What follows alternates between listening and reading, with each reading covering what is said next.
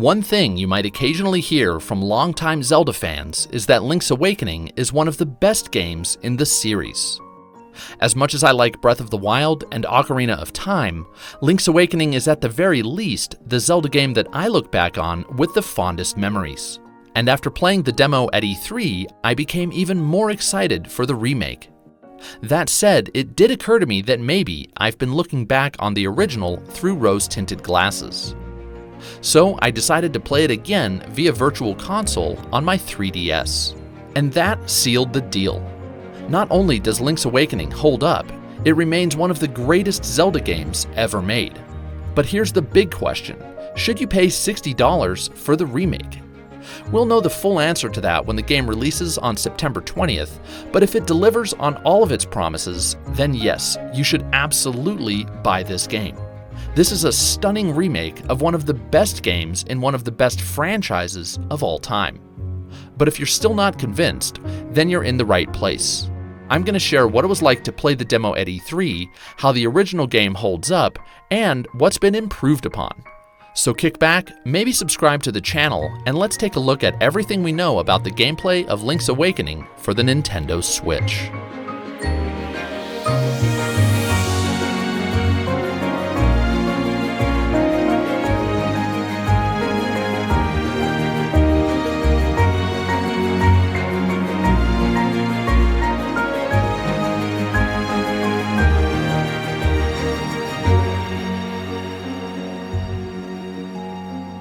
The first thing I was reminded of when playing the demo at E3 is how quickly Link's Awakening gets started.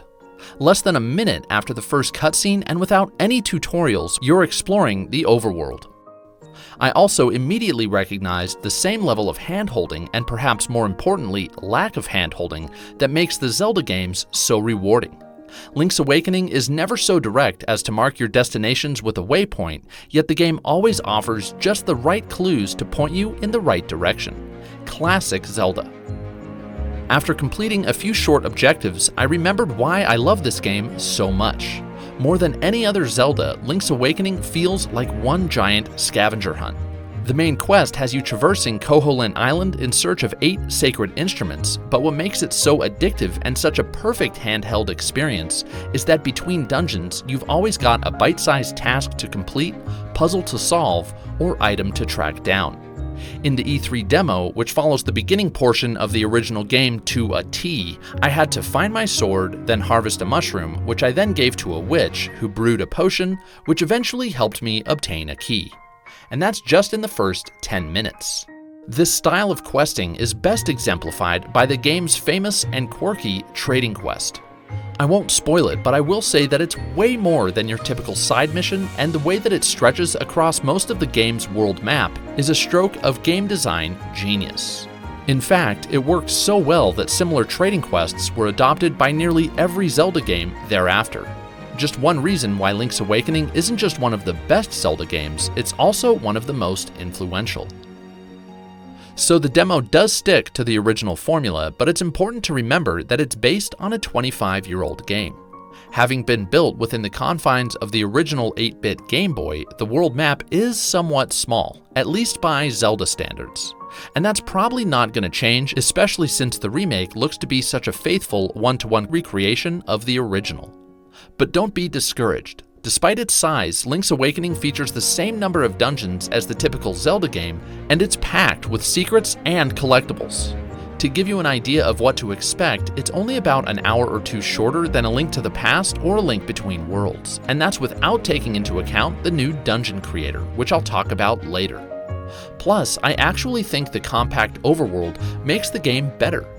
Backtracking is always a quick affair, and hunting down specific items and locations never feels like searching for a needle in a haystack.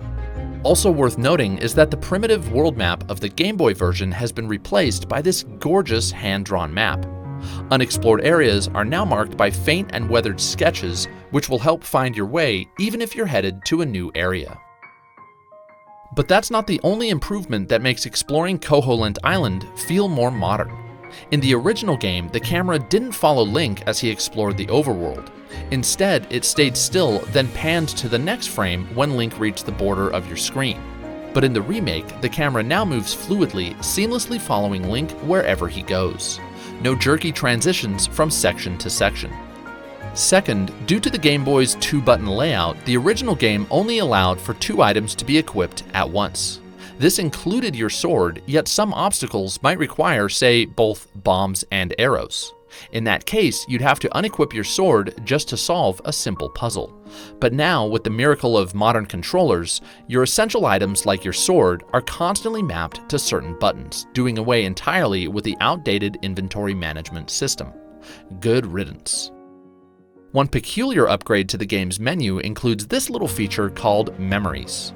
Now, I didn't notice this when I actually played the game, so I didn't ask about it, but after doing some research, I found that the remake will feature a journal that lets you recall certain in-game conversations that might have included important information, such as directions to a certain location. I'd bet my last rupee that's exactly what this feature is.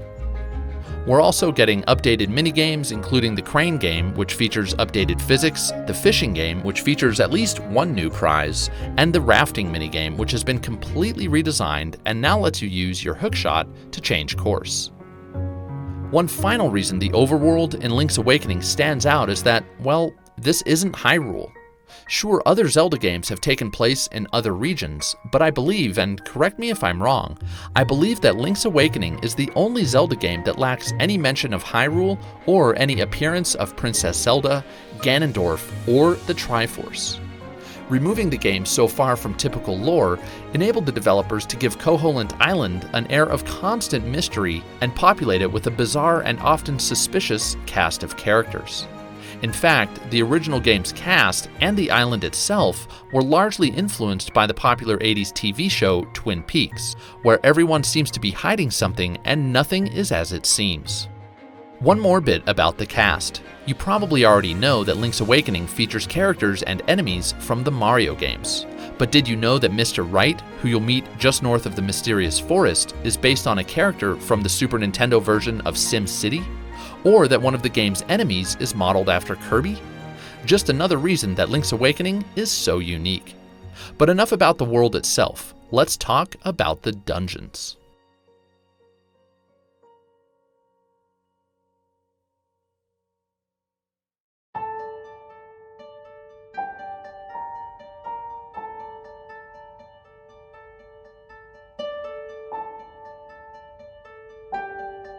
If you've played any mainline Zelda game other than Breath of the Wild, you'll know what to expect from the dungeons in Link's Awakening. Defeat a mini-boss, discover a new item, use said item to solve the rest of the dungeon, and finally, defeat the main boss. It's a testament to the ingenuity of the Zelda franchise that this formula remains as fun today as it was all those years ago. And while the early dungeons are pretty easy, the later dungeons require crafty thinking and demand that you keep close track of which rooms you've explored and which chests you've plundered. As for the puzzles, I'd say they're on par with other 2D Zelda games in the franchise. Ever since A Link to the Past, Zelda dungeons have always featured clever brain teasers, but what makes them so engaging is that each dungeon as a whole can feel like one giant puzzle to be solved. Thankfully, that's absolutely the case with Link's Awakening. Even regular combat can feel like a puzzle. Enemies will be trickier thanks to updated AI, but the game also encourages you to defeat even common enemies using the various items you've acquired throughout your journey. This is pretty normal for Zelda games, but what's decidedly not normal are these 2D side-scrolling sections. Anytime you enter a staircase, you'll tackle one of these areas before reappearing on the other side. They feature some really simple platforming, but more interestingly, they feature Goombas, piranha plants, and other Mario-based enemies. There's no challenge to be had here, but seeing Nintendo mash up two of their most precious properties in such a bizarre way is something every Nintendo enthusiast should experience. Jumping back to my time with the game at E3, I wasn't able to get through the entire first dungeon within the time limit, but I did watch someone else who was. In comparing his experience with my experience playing through the original game, it looks like the dungeons, just like the overworld, will be meticulously recreated item for item, puzzle for puzzle, and enemy for enemy. But as with the overworld, there are some excellent quality of life upgrades that look to bring the dungeon crawling experience into the modern age. For example, in the original, there were multiple occasions where I found a particular room that I knew I wanted to revisit later, but the game gave me no way of recording this information. In the remake, you can now place markers on the dungeon maps, not to mention the world map. It's a small change, but it makes a big difference, and it makes me hopeful that there are other upgrades to the systems and menus that we haven't yet seen. Lastly, I don't want to neglect the fact that this game will include the optional color dungeon that was added to Link's Awakening when it was re-released in 1998 as Link's Awakening DX for the Game Boy Color. Of course, the concept of solving color-based puzzles in a Zelda dungeon is no longer novel, but it's nice to know we'll be getting an entirely optional dungeon in addition to the main quest. This just goes to show that this game will have plenty of dungeons, but it also lets you build your own. So let's see exactly how that's going to work.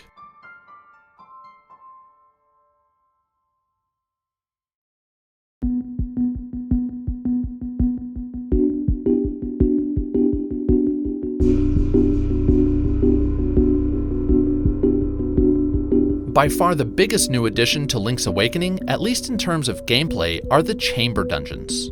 You may already know by now, but this is an entirely new mode that allows you to build your own Zelda dungeons room by room, or as they're called here, chamber by chamber.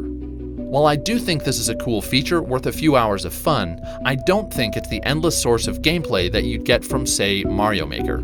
I'll explain why in a bit, but first, here's how it works. To start, you're given a dungeon map filled with empty tiles which you can fill with pre-designed chambers.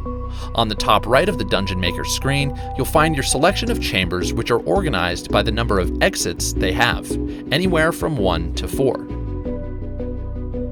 As you scroll through the chambers, you'll see that they're marked on the bottom with icons indicating what features they have. For example, a chest, a staircase, or a locked door. Things get tricky once you start filling the map because every chamber exit has to line up with an entrance. In other words, everything has to match up perfectly like a jigsaw puzzle, and you have to take into account the order in which certain items are acquired. For example, you obviously can't place a locked door unless you've given the player the opportunity to first collect a key. Adding another layer of challenge is the fact that each dungeon will require you to meet certain objectives as you build it. For example, one might require you to fill every available tile on the map, while another might require that you connect at least 2 staircases. Once you finally complete your dungeon, you must then play through it. The game will record your completion time, which you can then challenge friends to beat as they play through your dungeon. Lastly, you can use any Zelda-themed amiibo to add what are called plus effects, which add additional challenges into your dungeon. For example, the Link's Awakening amiibo will add Shadow Link, who chases you from chamber to chamber throughout the dungeon until you defeat him. Again, other Zelda-themed amiibo, such as those from Smash Bros. Or Breath of the Wild, will add other plus effects, which Nintendo has yet to reveal. It does seem like a lot of care went into making the chamber dungeon mode, but the reason I think it's limited is that the chambers available are all carbon copies of rooms from dungeons you've already completed in the main game. In other words, once you've beaten the game, you'll have already seen all of the chambers and solved all of their puzzles, unlike Mario Maker, where every level is one of a kind. The only new things in each dungeon will be the order in which you encounter each chamber and the plus effects, assuming you have an amiibo. The silver lining is that this could be the beginning of a true Zelda Maker. When Kotaku's Jason Schreier asked the game's producer, Eiji Aonuma, whether he might develop a Zelda Maker, he responded, quote, "I can't predict the future, but if people do love this idea of arranging dungeons, I'll keep that in mind going forward," end quote. So it's not out of the question, which is great news. And at the end of the day, I'm not going to complain because Link's Awakening for Switch is likely to be fantastic, and I haven't even mentioned what might be the best improvements of all: the updated graphics and sound.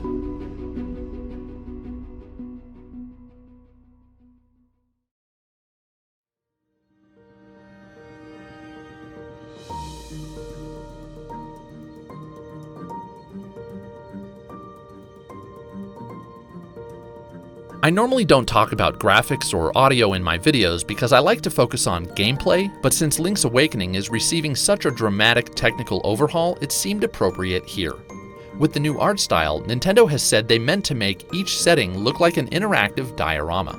And since there are so many secrets and adventures to discover in Link's Awakening, it makes sense that they would model the graphics after dioramas, which inherently invoke a childish sense of curiosity and exploration.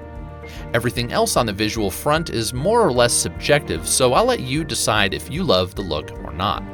What I really want to talk about is the music. The original Link's Awakening had its own music and remixed songs from the original Legend of Zelda, and the remake updates the same tunes. So if you're a longtime Zelda fan, especially if you played Link's Awakening back in the day, get ready for a potent dose of nostalgia. I think music is one of the most underrated and overlooked elements of game design, and when paired with the right visuals, it can turn an excellent game into an unforgettable experience. That's exactly what I expect here because, let's face it, few developers use sound and music better than Nintendo, particularly when it comes to the Zelda games. Here's just a sample of the music and sound you'll experience in Link's Awakening.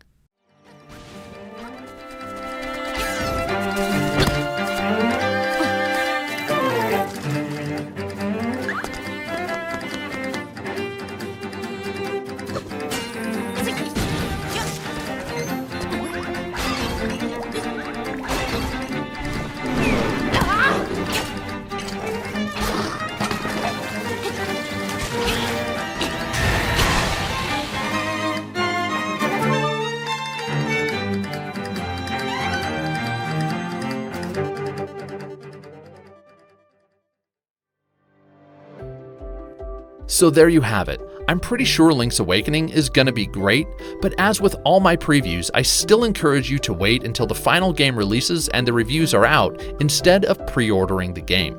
If you want to learn even more, you can find all the articles and videos I used to research this preview in the description below.